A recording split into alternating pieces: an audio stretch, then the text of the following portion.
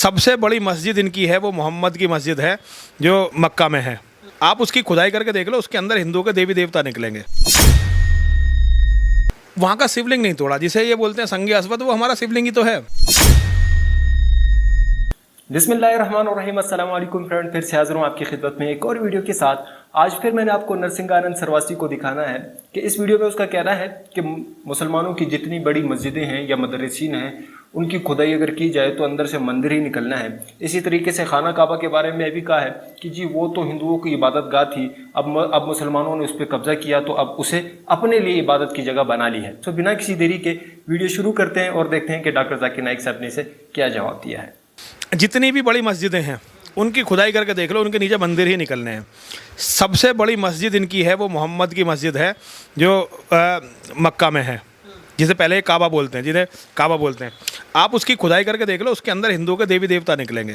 مکہ مدینہ میں بھی, مکہ میں مدینہ تو چھوڑو, مکہ میں بھی جو ہے ہندوؤں کا وہ مندر, ہندوؤں کا شیو مندر تھا. اس میں 365 الگ الگ مورتیاں, 360 مورتیاں تھیں الگ الگ. وہاں ہماری تردیویوں کی پوجا ہوتی تھی, ٹھیک ہے نا. تو وہ محمد نے وہ مندر توڑا, وہاں کا شیولنگ نہیں توڑا, جسے یہ بولتے ہیں سنگ اسود, وہ ہمارا شیولنگ ہی تو ہے. تو ان کی سنسکرتی ہے کہ دوسروں کے مندروں کو توڑنا, مٹھوں کو توڑنا, عورتوں کو لوٹنا, ان کے ہاتھ بلاత్కాر کرنا, منڈیوں میں بیچنا اور دوسرے لوگوں کا قتل کر کے ان کی سمپتی کو قبضہ لینا. that what actually Makkah is, but no one can give me the reliable answer. Same question ہے مکہ کے بارے میں کہ مکہ کیا چیز ہے. Please can you tell me in pure Hindi or English that what the actual concept of Makkah is? بھائی صاحب کا سوال ہے کہ میں اب تک یہ نہیں جان سکا مکہ کیا ہے.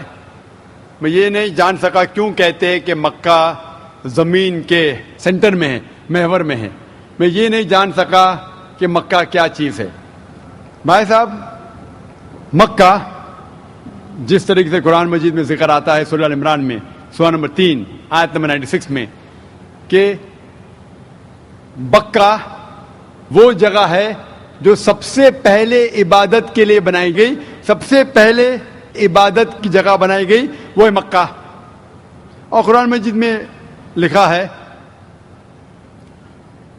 سورہ اسراء میں چیپٹر نمبر 17 آیت نمبر 1 میں کہ اس کے ارد گرد امن ہے اور مکہ کو کہا گیا ہے دارالامن.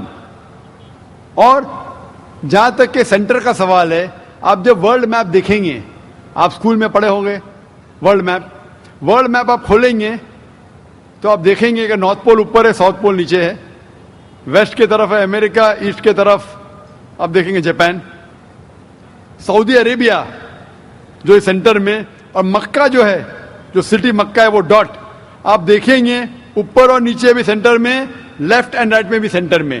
تو اسی لیے ورلڈ میپ آپ دیکھیں گے تو مکہ از ان دا سینٹر, مطلب محور ہے. تو that is one of the meanings. But real ہے کیا وہ دارالامن ہے اور وہ امن کی جگہ ہے, اور وہ پہلی عبادت کے لیے جگہ بنائی گئی. اللہ سبحانہ و تعالیٰ فرماتے قرآن مجید میں, I see the peoples means like the bhakt of Allah, they pierce their body and their means they do rally out on the road. What is it actually? بھائی صاحب نے سوال کیا کہ ہم دیکھتے ہیں کہ مسلمان لوگ اپنے جسم کو مارتے ہیں اور خون کرتے, کیا ہے؟ قرآن مجید میں کہا بھی نہیں لکھا ہے کہ مسلمان should pierce their body. قرآن مجید میں کہا نہیں لکھا ہے کہ اپنے جسم کو مارنا چاہیے. جہاں تک کہ صحیح حدیث ہے, صحیح حدیث میں اللہ کے فرماتے اگر انتقال ہوتا ہے آپ کے گھر والے کا یا کوئی نقصان ہوتا ہے, میکسیمم آپ 3 دن تک سوگ منا سکتے, 3 دن سے زیادہ نہیں, کیونکہ کسی کا بھی انتقال ہوتا ہے وہ اللہ کی طرف سے ہے. تو انتقال ہونے کے بعد بھی, موت کے بعد بھی اگر آپ کو سوگ منانا ہے, اگر آپ کو you want to wail and cry, maximum 3 days. تو یہ قرآن اور حدیث کے مطابق نہیں ہے, اور کوئی بھی کرتا ہے تو قرآن کے خلاف کرتا ہے. Hope that answers the question. Mic number 1 سے سوال بھائی. My name is Abhinav Kumar and I am a marketing manager.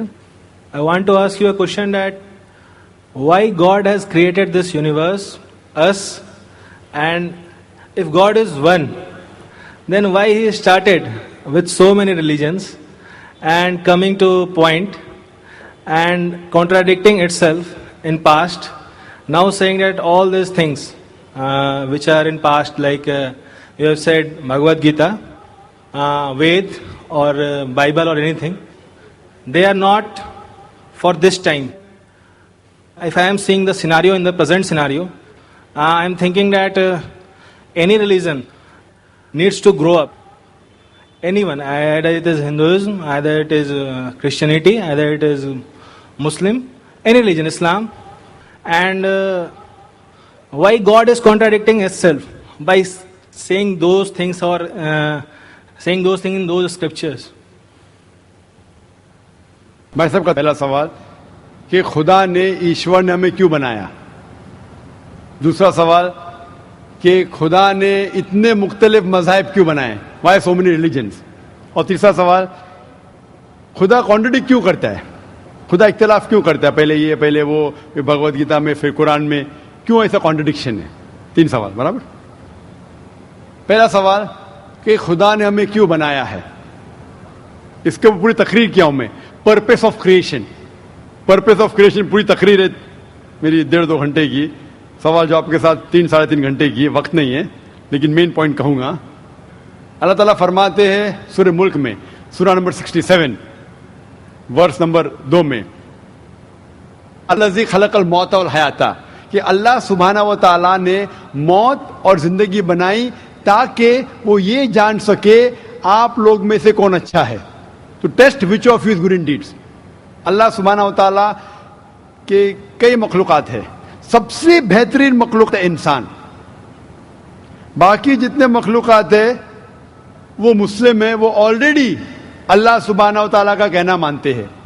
अभी जो इंसान है उनको इजाजत दी गई है, फ्री विल दी गई है कि वो अल्लाह की बात माने या ना माने। Almighty God has given us the free will. Free will दिया गया है कि आप चाहो तो अल्लाह की बात मानो, चाहो तो न मानो। ये फ्री विल देने के बाद अल्लाह सुब्हाना व तआला नाजिल किया है कि इस दुनिया का टेस्ट क्या है, द रूल्स एंड रेगुलेशंस। इस दुनिया में इंसान को किस तरीके से जीना, ये लिखा गया कुरान मजीद में। अगर आप अल्लाह के अहकामात के मुताबिक चलते हैं तो आप सफलता पाएंगे और इंशाअल्लाह जन्नत में जाएंगे। अगर अहकामात के मुताबिक नहीं चलेंगे तो आप इस एग्जामिनेशन में फेल होंगे और फिर जन्नत में नहीं जाएंगे, दोज़ख में जाएंगे। तो this life is a test for the here after. ये जिंदगी आखिरत के लिए इम्तिहान है। मैं आपसे पूछूंगा कि आप कॉलेज क्यों जाते, तो आप बोलेंगे ग्रेजुएट बनने के लिए। अब मेडिकल कॉलेज क्यों जाते, तो आप बोलेंगे डॉक्टर बनने के लिए। तो हम ये दुनिया में आए टेस्ट पास करने के लिए, क्योंकि इस दुनिया में आने के पहले सूरह आराफ सूरह नंबर 7 आयत नंबर 172 में लिखा है कि अल्लाह सुब्हाना व तआला ने सारी इंसानियत को, आदम से अब तक सारी इंसानियत को, फ्रॉम द लॉइन्स ऑफ एडम खड़ा किया, पूछा कि कौन है इबादत के लायक, और सब ने कहा सिर्फ एक अल्लाह सुब्हाना व तआला। फिर अल्लाह ताला ने पूछा कि कौन ये टेस्ट करना चाहता है, तो इंसान हम बेवकूफ थे जो ये टेस्ट करने के लिए आए, क्योंकि बाकी लोग जो पत्थर, पहाड़, जानवर, ये सब मुस्लिम हैं, पर उनके पास चॉइस नहीं है। अगर आपके पास चॉइस नहीं है, लाइक फरिश्ते के पास चॉइस नहीं, जो भी अल्लाह कहते वो उनकी बात मानते। लेकिन हमको चॉइस देने के बाद अगर हम अल्लाह की बात माने तो हम फरिश्ते के ऊपर हो जाएंगे, अगर नहीं मानेंगे तो फरिश्ते के नीचे शैतान के साथ होंगे। तो हमने बोले नहीं, हमको तो फर्स्ट क्लास फर्स्ट आना है, तो आ गए हम वहां पर, हम इस दुनिया में, ठीक है। तो ये टेस्ट है, और इंसान सबसे अच्छी मखलूक है, best creation of almighty God. तो this life is a test for the here after. और अल्लाह ताला फरमाते सूरह दारियात में सूरह नंबर 51 आयत नंबर 56, वमा खलक़तुल जिन्ना वल इंसा इल्ला लियअबुदून, कि हमने जिन और इंसान को नहीं बनाया सिर्फ अल्लाह की इबादत करने के लिए, और इबादत के लिए अल्लाह की बात मानना जरूरी है। So this life is a test for the here after. ये जो जिंदगी है आखिरत के लिए हमारे लिए इम्तिहान है। तो जी हाँ दोस्तों, आपने डॉक्टर जाकिर नाइक साहब की वीडियो देखी, बड़े अच्छे तरीके से एक्सप्लेन किया, बहुत सारी मिसालें दी। अगर आपको वीडियो पसंद आई है तो काइंडली चैनल को ज़रूर सब्सक्राइब कर लें और बेल नोटिफिकेशन को ऑन करना मत भूलिएगा। मिलते हैं एक और वीडियो में, तब तक के लिए दीजिए इजाज़त। अल्लाह हाफ़िज़।